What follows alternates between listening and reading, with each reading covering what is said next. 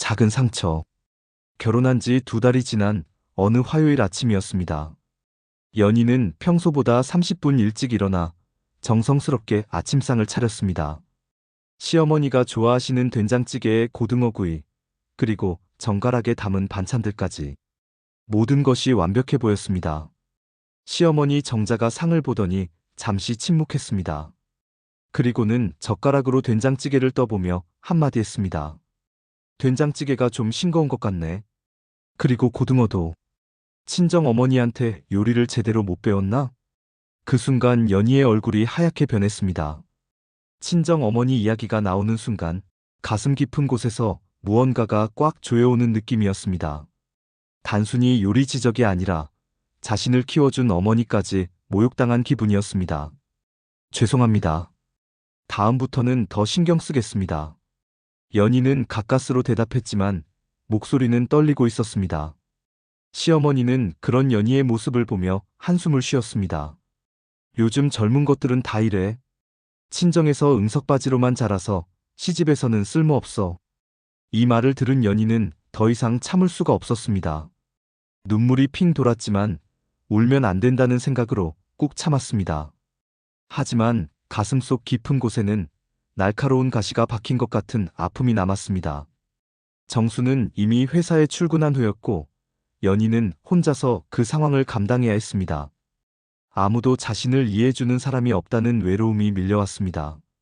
그날 오후 연희는 혼자서 빨래를 널며 생각에 잠겼습니다. 친정 어머니가 떠올랐습니다. 늘 따뜻한 미소로 자신을 반겨주셨던 어머니, 연희가 만든 음식이면 뭐든지 맛있다고 해주셨던 그분. 그 어머니를 모욕당한 기분이 들어 마음이 아팠습니다. 우리 연희가 만든 건 뭐든 맛있어. 친정 어머니의 목소리가 귓가에 맴돌았습니다. 그 목소리를 떠올리니 눈물이 왈칵 쏟아졌습니다. 며칠 후 또 다른 일이 벌어졌습니다. 연희가 시어머니의 옷을 빨아들이다가 실수로 흰 블라우스에 물이 들어버린 것입니다. 연희는 당황해서 여러 방법으로 지워보려 했지만 얼룩은 더욱 번져만 갔습니다. 시어머니가 그 모습을 발견했을 때의 표정은 차가웠습니다. 이 옷이 얼마짜리인지 알기나 해? 친정에서는 이런 것도 안 가르쳐줬나? 또다시 친정 이야기였습니다. 연희의 마음에 박힌 가시가 더욱 깊어지는 느낌이었습니다. 정말 죄송합니다. 제가 새 옷으로 사드리겠습니다. 연희는 고개를 숙이며 사과했지만 시어머니의 차가운 시선은 계속되었습니다. 돈 문제가 아니야. 정성의 문제지. 며느리가 되어서 이런 식이면 어떡해? 그날 저녁 정수가 돌아와서 상황을 알게 되었습니다. 연희는 남편에게라도 위로받고 싶어서 하루 종일 있었던 일을 털어놓으려 했습니다. 여보, 오늘 제가 실수를. 하지만 정수의 반응은 예상과 달랐습니다. 에이, 그런 걸로 뭘 그래. 어머니 성격 알잖아. 조심스럽게 하면 되는 거 아니야? 연희는 남편의 말에 더욱 실망했습니다. 자신의 편이 되어줄 거라고 생각했던 남편마저 시어머니 편에서 이야기하는 것 같았습니다. 그게 아니라 저는 정말 조심했는데. 알겠어. 다음부터 더 조심하면 되잖아. 어머니도 며느리 걱정해서 그러시는 거야. 정수는 연희의 마음을 헤아려 주지 못했습니다. 그저 이를 키우고 싶지 않다는 생각뿐이었습니다. 그날 밤 연희는 화장실에서 혼자 울었습니다. 목소리가 새어나가지 않게 입에 수건을 물고 흐느꼈습니다. 결혼 전에는 상상도 못했던 일들이었습니다. 일주일 후 더욱 가슴 아픈 일이 벌어졌습니다. 시어머니의 친구들이 집에 놀러 왔을 때였습니다. 연희는 최선을 다해 차와 과일을 준비해서 대접했습니다. 시어머니는 친구들 앞에서 이렇게 말했습니다. 우리 며느리는 좀 어려서 그런지 아직 많이 부족해요. 친정에서 너무 곱게만 키워서. 친구들이 보는 앞에서 공개적으로 창피를 준 것입니다. 연희는 그 자리에서 죽고 싶을 만큼 부끄러웠습니다. 얼굴이 빨갛게 달아올랐고 어디로 숨고 싶었습니다. 그래도 예쁘게 생겨서 다행이네요. 친구 중 한 명이 위로하듯 말했지만 그 말조차 연희에게는 모욕으로 들렸습니다. 능력은 없고 예쁘기만 하다는 뜻으로 받아들여졌기 때문입니다. 손님들이 돌아간 후 연희는 시어머니께 조심스럽게 말했습니다. 어머니, 앞으로는 손님 앞에서 그런 말씀은. 하지만 시어머니는 오히려 화를 냈습니다. 뭐, 내가 틀린 말 했나? 사실대로 말한 건데. 기분 나빠? 며느리가 시어머니한테 이런 식으로 대드는 거야? 연희는 그제서야 자신이 잘못 생각했다는 것을 깨달았습니다. 시어머니에게는 며느리의 감정 따위는 중요하지 않았던 것입니다. 죄송합니다. 제가 잘못 생각했습니다. 다시 한번 고개를 숙여야 했습니다. 자존심이 바닥까지 떨어지는 느낌이었습니다. 그날부터 연희는 더욱 조심스러워졌습니다. 무슨 말을 해도 틀렸고 무엇을 해도 부족했습니다. 점점 자신감을 잃어가며 말수도 줄어들었습니다. 한 달 후 친정 어머니가 안부 전화를 걸어왔습니다. 연희야, 목소리가 왜 그래? 많이 힘들어? 어머니의 따뜻한 목소리를 들으니 눈물이 핑 돌았습니다. 하지만 연희는 괜찮다고 거짓말했습니다. 친정에 걱정을 끼치고 싶지 않았기 때문입니다. 엄마, 저 잘 지내고 있어요. 걱정 마세요.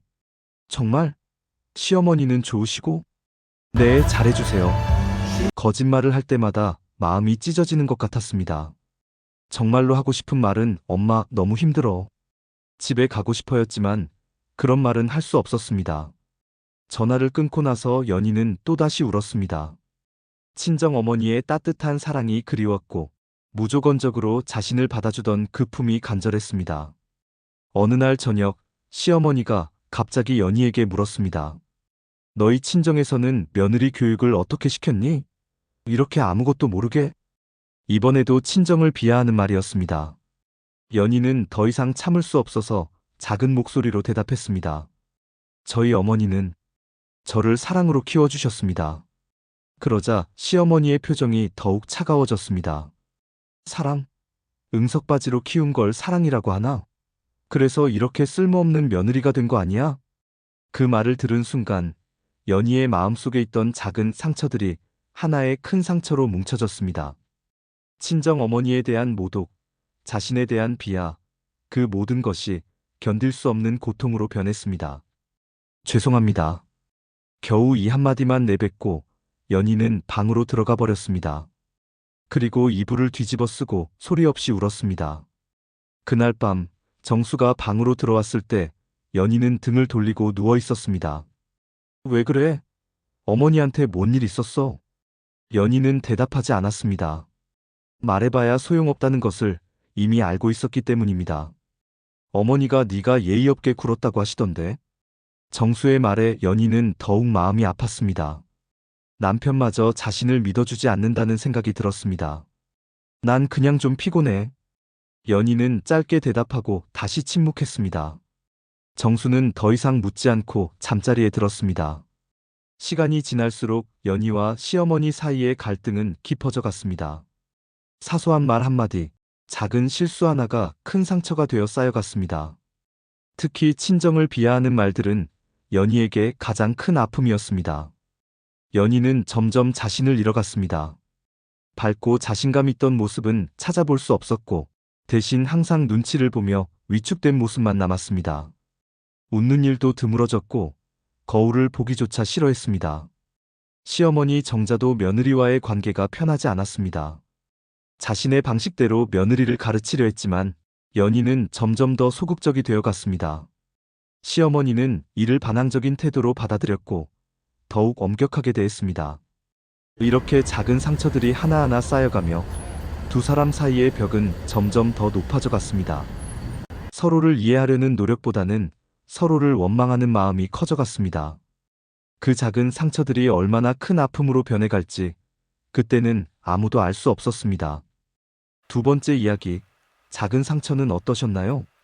사소해 보이는 말 한마디가 얼마나 깊은 상처가 될 수 있는지, 특히 사랑하는 가족을 모욕당했을 때의 그 마음을 느끼셨을 것입니다. 연희의 아픔과 시어머니의 답답함, 그 사이에서 갈등하는 복잡한 감정들. 혹시 여러분도 비슷한 순간들을 겪어보셨을까요? 작은 말 하나가 마음에 박힌 가시처럼 아팠던 기억이 있으시다면 연희의 마음이 더욱 와닿으셨을 것 같습니다. 다음 편 침묵의 벽에서는 서로 마음을 열지 못하고 쌓여가는 오해들의 이야기가 펼쳐집니다. 점점 더 깊어져가는 갈등 속에서 이들은 어떻게 될까요? 계속해서 함께 해주시기 바랍니다.